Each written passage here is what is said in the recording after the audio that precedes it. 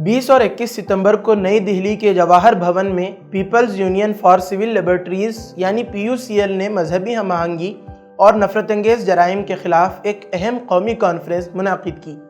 ये इजलास ऐसे वक्त में हुआ जब मुल्क में ख़ास तौर पर मुसलमानों और ईसाइयों के ख़िलाफ़ नफरतंगेज़ जराइम और तकरीर में ख़तरनाक हद तक इजाफ़ा हो चुका है। सिर्फ 2024 में नफरतंगेज़ तकरीर के वाक़यात में 74% इजाफ़ा दर्ज किया गया और ज़्यादातर वहीं जहां हुक्मरान जमात या उसके इत्तेहादी बरसर इख्तिदार हैं। PUCL ने भारत को अक्सरियती आमिरियत के दहाने पर करार दिया, जहां नफरतंगेज़ी बर्दाश्त नहीं बल्कि सियासी सरपरस्ती, हुकूमती खामोशी और बाज़ मीडिया चैनल्स की सुर्खियों के ज़रिए इसे जायज़ बनाया जा रहा है।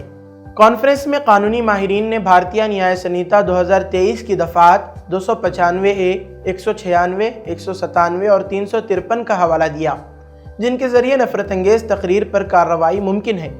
मगर हकीकत यह है कि इन कवानीन का इस्तेमाल सियासी मुदाखलत की नज़र हो रहा है। मुकर्रिरीन ने कई वाक़यात गिनवाए, सुल्ली डील्स और बुल्ली बाई जैसे ऑनलाइन हमले, ईसाई बरादरी पर चर्च हमले और झूठे मुकदमात, और उत्तर प्रदेश व उत्तराखंड में मुस्लिम ताजिरों का मुआशी बाइकॉट, जहां हुकूमत खामोश तमाशाई बनी रही। यह वाक़यात कोई इत्तेफाक नहीं, ये एक तयशुदा रुझान है, अक़लियतों को हाशिए पर डालने का रुझान। मीडिया और अदलिया के किरदार पर भी सवाल उठे। कई मुकर्रिरीन ने कहा कि फ़िरक़ावारियत अब सिर्फ गलियों में नहीं बल्कि हमारे इदारों, अदालतों और दिमागों तक फैल चुकी है।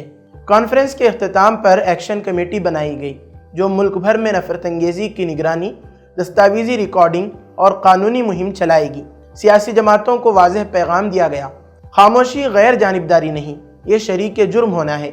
इख्तिताम पर जस्टिस जसपाल सिंह ने नौजवानों से कहा, मजहब और ज़ात की सरहदें तोड़ो, भाईचारा अपनाओ और ऐसा भारत बनाओ जहां हर शख्स को इज्जत, बराबरी और अमन नसीब हो।